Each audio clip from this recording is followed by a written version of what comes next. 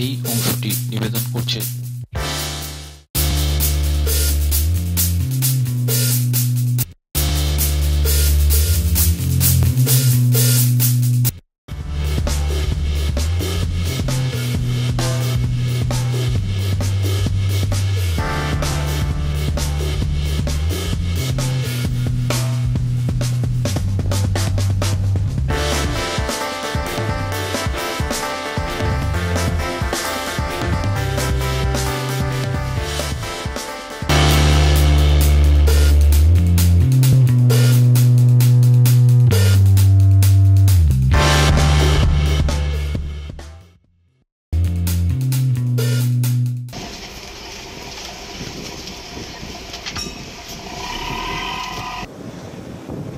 কখনো পূর্ণিমার কোটাল আবার কখনো অমাবস্যার কোটালে প্রবল জলোচ্ছ্বাসের জেরে প্রতিনিয়ত ভাঙছে কপিলমুনি আশ্রম সংলগ্ন সমুদ্রতট।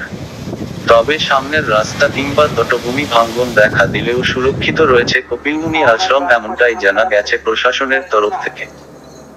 জানা গেছে 2023 সালের গঙ্গাসাগর মেলার শুরুর আগেই মন্দির সংলগ্ন এলাকার ভাঙন রুখতে সেচ দপ্তর প্রায় 16 কোটি টাকা ব্যয় করে টেট্রাপড পদ্ধতিতে প্রকল্পের কাজ করেছিল। কিন্তু বছর ঘুরতেই তা সমুদ্রের গ্লাসে চলে গিয়েছে। পুনরায় মন্দির প্রাঙ্গণের কাছাকাছি সমুদ্র তটভূমি ভাঙন আটকাতে 2024 সালের ঠিক মেলার আগে প্রায় কোটি টাকা খরচ করে পাইলট প্রকল্প করেছিল সেচ দপ্তর, কিন্তু তাও সফল হয়নি। যদিও স্থায়ীভাবে ভাঙন রোধের ব্যবস্থার জন্য বারবার যখন দাবি উঠছে, তখন গঙ্গাসাগর বকখালি ডেভেলপমেন্ট অথরিটির চেয়ারম্যান বলছেন এবার ভাঙন রোধে একাধিক ব্যবস্থা নেওয়া হচ্ছে। এ বিষয়ে গঙ্গাসাগর বকখালি ডেভেলপমেন্ট অথরিটির চেয়ারম্যান সীমন্ত মালী জানান, এটা নিয়ে তো আমাদের মাননীয় ডিএম সাহেব ফার্স্ট একটা গঙ্গাসাগর মেলাকে কেন্দ্র করে আমাদের এসডিও কাকদ্বীপের চেম্বার একটা বড় ধরনের মিটিং করা হয়েছে। এই জন্য লাইন ডিপার্টমেন্টের সবাইকে ডাকা হয়েছে। তাতে করে আপনি যেটা বলছেন যে আমাদের কপিলমুনির সামনে যে 2 নম্বর ঘাট, 3 এবং 4, এই 3টি ঘাট প্রায় একটু ইরোশন হয়েছে এবং ইরোশন হওয়ার জন্য প্রায় কিছু কিছু জায়গায় 30 থেকে 35 মিটার পর্যন্ত ভিতরে ঢুকেছে। এটা নিয়ে আমরা বিগত বছরে একটা টেট্রাপড দিয়ে কাজ হয়েছিল, কিন্তু এত বেশি ওয়েভ, এত বেশি ঢেউ হচ্ছে, রোলিংটা হচ্ছে, যাতে ইরোশন হচ্ছে, তাতে করে এটা হচ্ছে না। একটা উন্নত প্রযুক্তির মাধ্যমে সুইজারল্যান্ডের সরকারের সঙ্গে মাননীয় মন্ত্রী বঙ্কিমচন্দ্র হাজরা মহাশয় ডিপার্টমেন্টের একটা আলোচনা করেছেন। আমাদের গঙ্গাসাগরে ভাঙন, মৌসুমী দ্বীপের বালিয়াড়ার ভাঙন, আমাদের পাতিগুনায় 3টি জায়গাতে ওরা আমাদের সরকারের সঙ্গে কোলাবোরেশনে কাজ করতে চাইছে। তা আমরা ইরিগেশন যে দপ্তর আছে আমাদের কাকদ্বীপ, তাতে করে আমরা বসে একটা জায়গায় আলোচনা করেছি।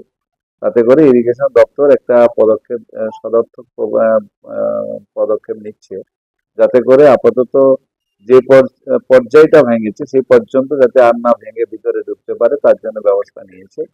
এবং এখানে আমরা যাতে আগামী দিনে এইখানে একটা পার্মানেন্ট সলভেশন করা যায়, তার জন্য আমরা আমাদের সরকারের কাছে একটা প্রজেক্ট পাঠিয়েছি। বিষয়টা একটা জায়গায় আছে, তো ভালো জায়গায় আছে। আসল কথা ব্যাপারটা হচ্ছে ভাঙার ব্যাপার, তো এগুলো তো ইরোশনটা অনেক ক্ষেত্রে সমস্যা মেটানোর ক্ষেত্রে অনেক অসুবিধা থাকে। তা আমি আমাদের গঙ্গাসাগর বকখালি ডেভেলপমেন্ট অথরিটি একটা চেন্নাই আই থেকে একটা সার্ভে হয়েছিল, তাতে করে একটা ডিপিআর তৈরি করে ওরা পাঠিয়েছিল। সেটা যদি আমাদের কেন্দ্রীয় সরকারের কাছে রাজ্য সরকার পাঠিয়ে এটা অর্থটা আনতে পারে, তাহলে আমার মনে হয় এটা একটা পার্মানেন্টলি সলভেশন করা যাবে।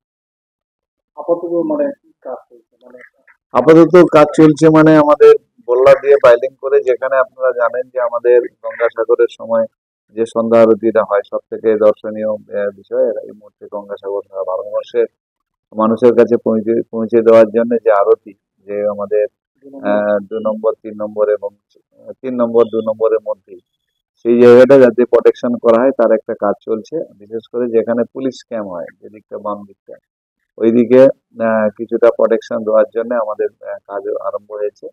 এবং আমাদের সব থেকে গুরুত্বপূর্ণ হচ্ছে যেটা 1 নম্বর এতদিন আমরা ইউজ করতাম না, প্রায় ইউজ করা হতো না বলে, সেই 1 নম্বরটাকে আমরা জোরদার করেছি। এদিকে 6 নম্বর একটা নতুন একটা যেটি আমাদের স্নানঘাট আমরা অলরেডি তৈরি করেছি, যাতে 1 এবং 6 যাতে আমাদের ডাইভার্ট হয়ে যায়, তারা স্নান করতে পারে। তার জন্য আমরা সব রকম ব্যবস্থা নিচ্ছি। মোটামুটি শান্তি এভাবে এবছর আশা করছি যে শান্তিপূর্ণভাবে, গতবারে যেমন আমাদের দুর্ঘটনাবিহীন গঙ্গাসাগর হয়েছে, আশা রাখছি এবছর আমাদের দুর্ঘটনা ঘটবে না। বাবা